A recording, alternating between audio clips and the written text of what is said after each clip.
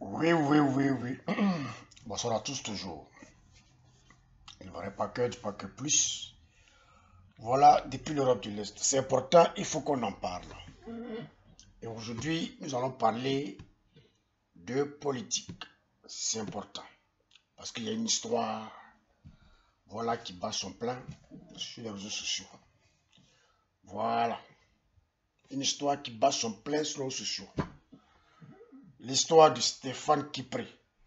Depuis 2 semaines, les gens en parlent. Lui, depuis 2 semaines, les gens en parlent. Effectivement, Stéphane Kipré, ça fait déjà bientôt 2 mois que Stéphane Kipré a vraiment disparu. Lui, que Stéphane Kipré ne se fait plus voir. Lui, ça fait 2 mois. Autant je peux dire, dans le 3e mois, qu'on n'entend plus parler de Stéphane Kipré. Stéphane Kipré est perdu. Et les nouvelles ne sont pas bonnes. Parce que là, il y a eu Jeune Afrique. Voilà, qui a eu à expliquer pourquoi est-ce que Stéphane Kipré, voilà, a disparu. Parce que Stéphane Kipré, voilà, est poursuivi par la justice française. Oui. Parce qu'ils ont vu dans son appartement, dans ses 2 appartements, de l'argent en espèces. Un côté, 500 millions de dollars ou d'euros. L'autre côté, on n'en parle pas. Alors que c'est interdit, ici en Europe, d'avoir, voilà, une certaine somme importante. Oui, sur toi, c'est pas possible. Et il a été convoqué par la justice française. Selon les dits, il ne pouvait pas parce que il se sent pas bien, il est malade et tout, et qu'il a horreur de l'avion. Alors qu'on nous dit que lorsqu'il était en exil, voilà, en France, en Europe, c'était un jet privé qu'il bougeait. Là, il n'avait pas problème de santé. Il n'avait pas horreur de l'avion, il n'avait pas problème de santé. Voilà. C'est-à-dire, il quittait Paris, Ghana, Paris. Allez, tous ces voyages, c'est un jet privé. Oui. Et aujourd'hui, les enquêtes ont abouti. Voilà. Et on nous dit que c'est de l'argent volé. Qu'ils viennent s'expliquer. Voilà. Il n'a jamais travaillé. D'où viennent tous ces fonds-là? C'est pas qu'il peut disparu. Donc, Jeune Afrique a eu à relater comme c'était un frère. Voilà. Blogueur, influenceur ont eu à parler. Et que, bien avant sa disparition, il était allé dans un pays, on ne sait où c'est au Congo, je ne sais quoi. Voilà. Et il est rentré avec de la liquidité, passant par le Ghana. Et il a été épinglé par la douane ivoirienne à la frontière du Ghana.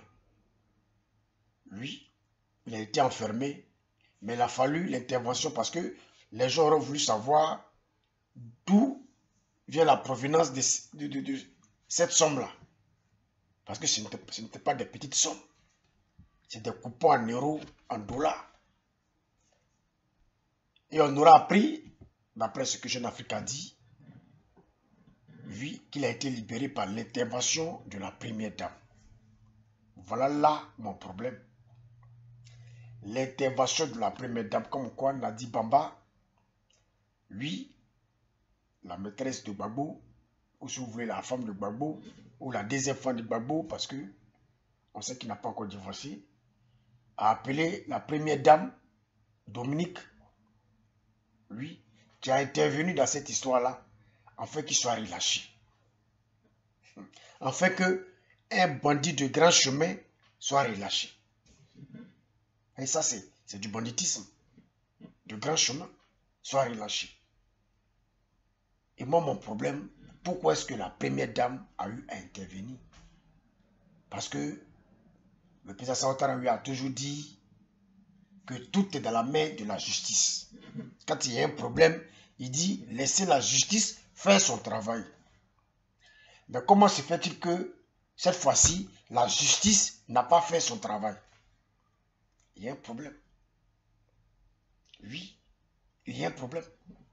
Comment se fait-il que d'habitude, on nous dit laissez la justice faire son travail et cette fois-ci, on ne nous dit pas de laisser la justice faire son travail. Seulement par un coup de fil, ce monsieur est libéré. Pourquoi? Cela veut dire qu'il n'y a pas de justice en Côte d'Ivoire. C'est ce que ça veut dire. Oui. C'est ce que ça veut tout simplement dire. Qu'il n'y a pas de justice en Côte d'Ivoire. Et ça donne raison, oui, à beaucoup de personnes qui parlent de la justice en Côte d'Ivoire. Cela veut dire que la justice est encore, oui, sous le contrôle des personnes au pouvoir. C'est ce que ça veut dire. Oui, oui, moi, c'est ce que ça veut dire, c'est ce que je comprends. Parce qu'on a l'impression qu'il y a des cas qui sont gérés par la justice et il y a des cas qui sont gérés, oui, par l'autre côté. Et ça, c'est pas normal, ça salit l'image des Ivoiriens. Voilà pourquoi est-ce que les opposants disent toujours que le cas de Gbagbo, c'est une histoire politique. C'est ce que ça veut dire. Qu'il suffit seulement que, voilà, autant pour moi, il suffit seulement qu'on discute avec le parti au pouvoir, voilà, et le cas de Gbagbo est réglé. Oui, il peut poser sa candidature. Mais c'est ça. C'est pourquoi aujourd'hui, vous voyez les gens du PPAC disent, ça c'est un problème politique. Voilà.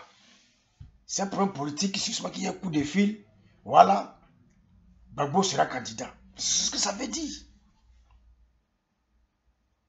C'est ce que ça veut dire. Et ça, c'est dangereux. Ça salit l'image du parti au pouvoir. Parce que pour nous, normalement, c'est pas qui peut être jugé. Il doit nous donner la provenance de son argent. Vous voyez un peu. Même si ça va couler tout le monde, mais c'est encore mieux qu'on voit clair dans cette histoire. C'est encore mieux que la justice voie clair dans cette histoire-ci. C'est une justice qui est libérale. C'est une justice qui n'est pas contrôlée. C'est une justice vraiment, une justice vraiment libre. Normalement, c'est celui qui doit se justifier d'où vient la provenance de son argent. Même si ça va couler beaucoup de personnes. Oui, même si ça va couler beaucoup de personnes. La justice doit faire son travail. Parce que c'est là, la justice doit faire son travail. Et jusque-là, on constate que la justice n'a pas fait son travail. Ce dernier, il est libre. Et la justice a fait son travail par rapport à quelque chose. Et ce dernier, il est libre. Bon. Où se trouve la crédibilité de la justice? En Côte d'Ivoire, c'est ce que ça veut dire. Il y a un problème. Oui. Il y a vraiment un problème. Parce qu'aujourd'hui, si cette histoire n'est pas réglée, eh bien, les gars de PPACI auront toujours de quoi dire. Alors que la nuit, ils travaillent en bas. Et le matin, ça parle, on voit sur les chaînes où certains gars de PPACI tirent à boulet rouge sur le RHDP. Vrai ou faux? Tirent à boulet rouge. Comme quoi il n'y a pas de justice. C'est la justice des vainqueurs. Patati patata. Mais effectivement, ils ont raison. Avec cette histoire de qui vient de se passer là. Mais comment on peut voir la justice? Comment on peut voir la justice? Et comment on peut comprendre la justice ivoirienne? Parce que là, il y a un problème. Il faudrait qu'on nous explique. Oui, oui. Quelqu'un qui a été pris la main dans le sac avec des millions. Hein? Des coupons en euros et dollars. On ne cherche même pas à comprendre la provenance. On l'arrête pour pouvoir mener les enquêtes. Et du jour au lendemain, on apprend qu'il a été libéré par un coup de fil venant de là-haut.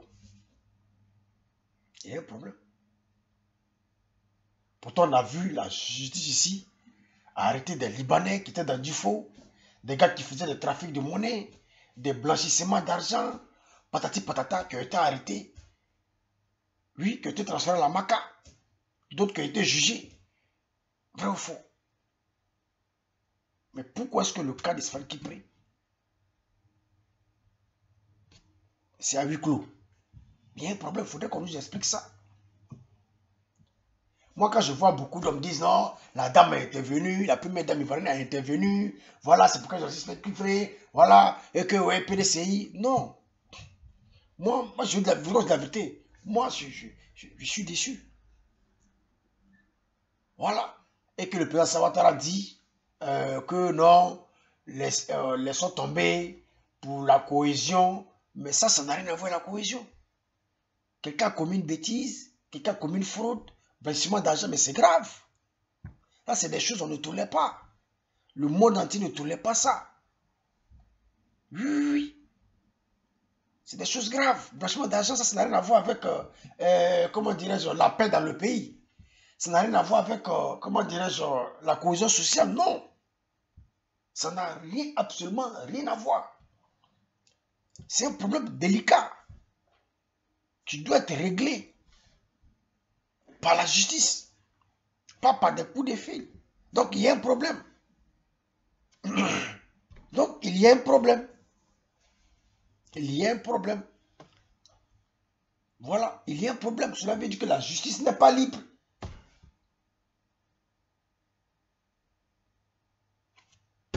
Non, mais c'est pas sérieux. Stéphane Kipré doit se justifier. Il doit passer devant la justice et se justifier. D'où vient la provenance de son argent. Voilà. Qu'on mette la politique de côté, ça n'a rien à voir.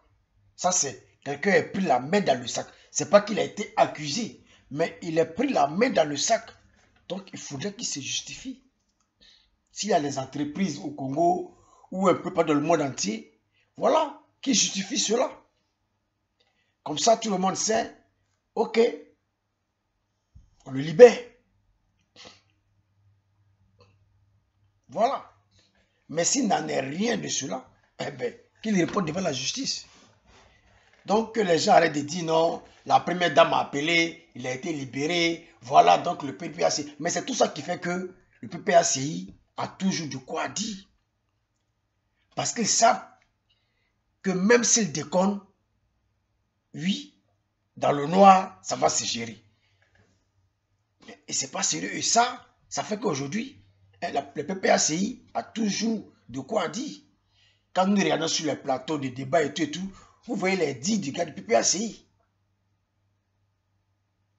Vous voyez un peu. Vous voyez un peu les dits du PPACI. Ils ne se reprochent de rien. Pour eux, tout est normal. Voilà, parce que pour eux, ils se disent quoi? Ce qui est caché là, c'est pas sorti. Donc si c'est ce qui est caché est sorti, vous allez voir qu'ils vont citer. Ils vont citer tous. Parce que dans cette histoire, si on mène bien les enquêtes, vous allez voir que c'est les... En tout cas, les gars du PPACI sont à la base. Ce sont eux qui ont envoyé Stéphane Kipré. Donc pour ne pas qu'il soit touché et qu'il puisse dénoncer, ils étaient obligés de fermer vite l'affaire. Mais l'affaire est déjà sortie. Tous les Ivoiriens sont au courant. Donc il faudrait que, voilà, on nous dise la vérité. Voilà. Il faudrait qu'on nous dise la vérité. Sur ce, je ne serai pas là sur ma vidéo sur le cas de Stéphane Kipré. Il faudrait que la justice fasse son travail. Il faudrait que la justice en Côte d'Ivoire soit une justice libre. Il ne faudrait pas que ce soit la justice des pauvres. Parce que notre président lui a dit qu'il n'y a pas de justice de pauvres, justice des riches. Voilà. Peu importe ton grade, oui, tu dois passer devant la justice.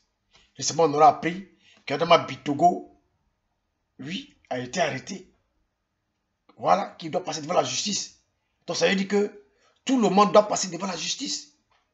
Voilà, il n'y a pas de justice de vainqueur, justice de plus fort, justice des riches, justice de pauvres. Nous sommes tous au même, comment dirais-je, au même plan d'égalité. Au même point d'égalité.